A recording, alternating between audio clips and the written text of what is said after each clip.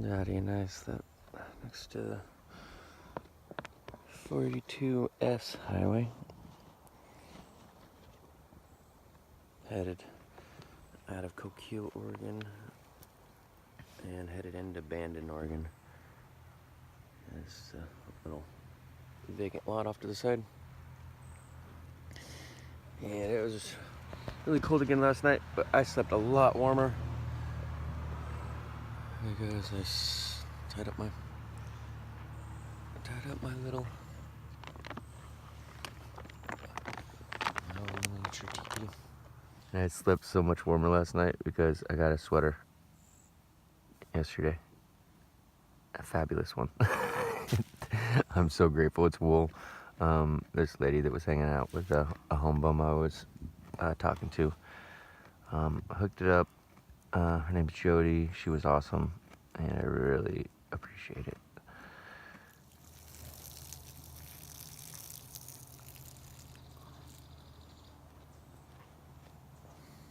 All right.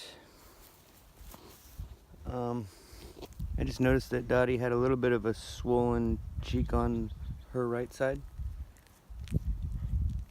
and she reluctantly let me see that it was a piece of I don't know, a piece of wild grass that had jammed its way on the inside of her cheek. And Dottie's back up her milk production, up to like 5 cups a day. That's over a quarter gallon. It's up from her 4 cups a day over the deserty mountain pass that mainly had just I don't know, goat type browsing. Didn't have very good sheep. All right, Dottie. It's time to do a little review on my doormat sandals, little survival sandals. I just got done repairing them again. These, first of all, I want to say that these are old doormats that I dumpstered. They were already well weathered and had these cracks in them and stuff. So in order to make the holes, I punctured with my sewing needle and then with my tent stake, my skinny little wire tent stake, in order to get it to not have any beginnings of a tear, so to speak. But unfortunately, because my sheep occasionally steps on the edge of my heel, it ripped both of the sides out. But that's really easily remedied just by carrying around a little roll of Gorilla Tape, and it sticks so well. Gorilla Tape is awesome. And up here with the toe knot, this one was just slipping out down the road, and so because the hole has ripped a little bit larger than it originally was punctured as, and so it's been pulling through. And I just pulled over to put some duct tape on it, like I had this one last week. So yeah, this is awesome. This is my favorite shoe option, but it's also going to be the best survival shoe option, because these doormats that are outside the entryway of most businesses and inside the entryway of almost all businesses, they're going to be everywhere and not being used because businesses aren't going to be in business anymore. So these are going to be the easiest shoes to make yourself in a post-apocalyptic situation.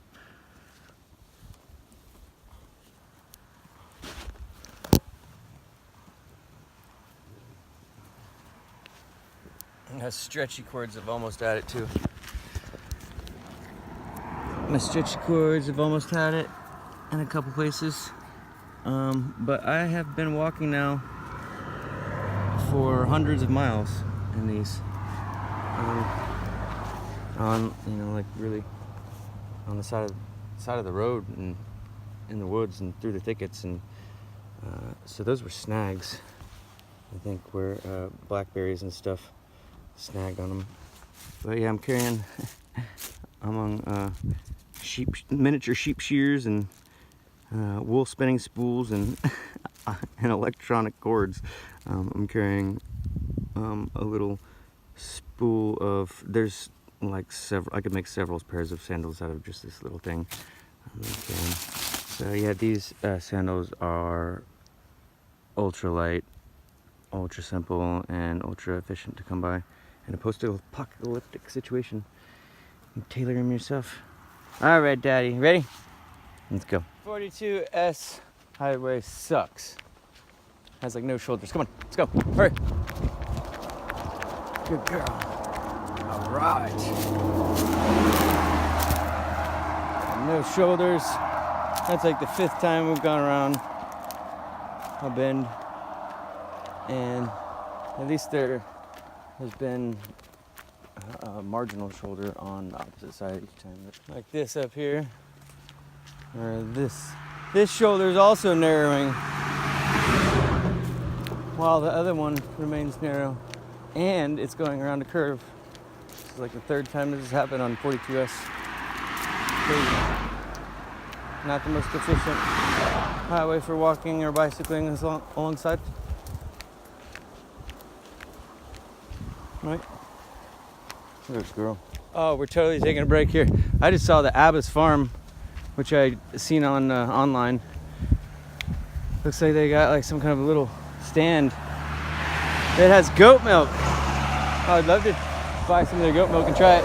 But more importantly is literally from their farm back to Coquille, there isn't one place to sit down on the side of the road. It is all fenced off, pasture land, private property. Like, there's no little alcoves like this. Like, yeah, this is awesome, and this is right next to it. So I'm throwing apples over for the cows because they didn't have any. They're really skittish. There you go. There you go. You're warming up. You're warming up, Jimmy. I'm not so scary. But don't trust other humans because they just want to butcher you and eat you. They don't just want to milk. Guys, loving it. Yeah, I got the rest of the apples that I threw over. And you're just the sweetest. Here. Good cow. Good cows. Yes. Yay. It's raining apples.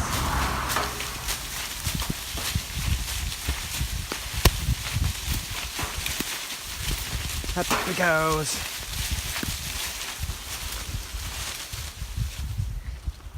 Oh shit. Alright. And now I got an apple. This one feels hard.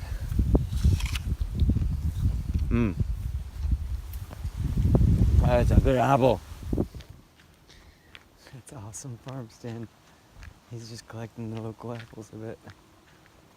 And blackberries. Yeah. It's awesome. Awesome. That's cool. That is the most humble farm stand ever. I love that. Yay. This park was not far down that gravel road, which is nice.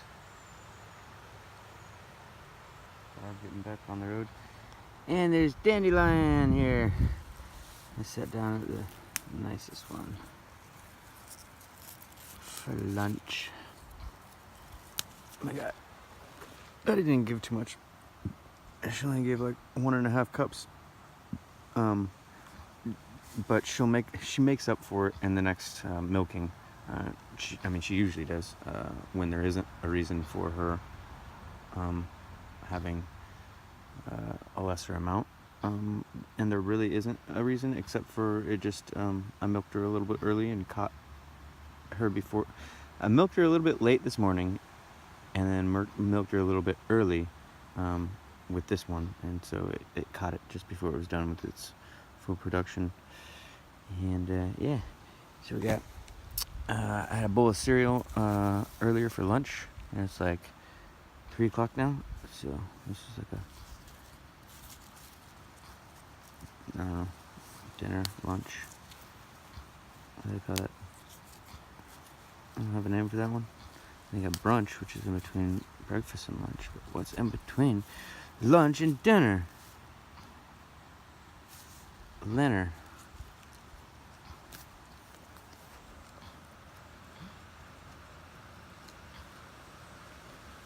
Seriously, I can't think of the word. Do they have a word? Dinner. Dunch. They don't have it yet. That's weird. Apparently nobody eats this meal. I usually don't eat breakfast. But like I eat a brunch and then a lunch and then a dinner and then a dinner. I eat like 4 meals a day with in addition to foraging in between that entire time. Little bits. Like this isn't a meal, this is just foraging.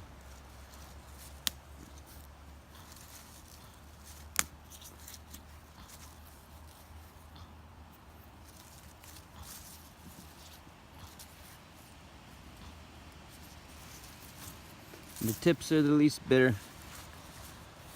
Tips of dandelion.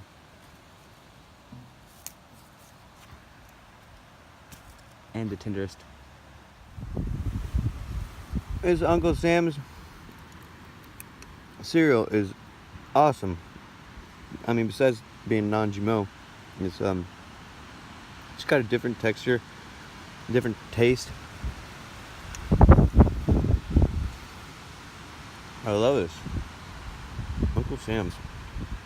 There's nothing but wheat, flaxseed, and malt barley.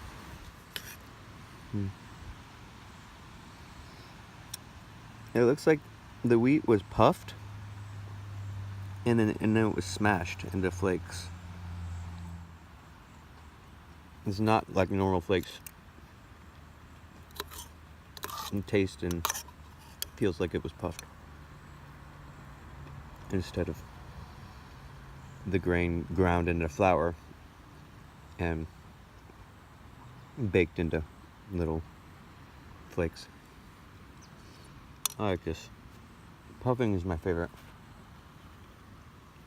I think because it has the least oxidation exposure, oxygen exposure, and the least oxidation.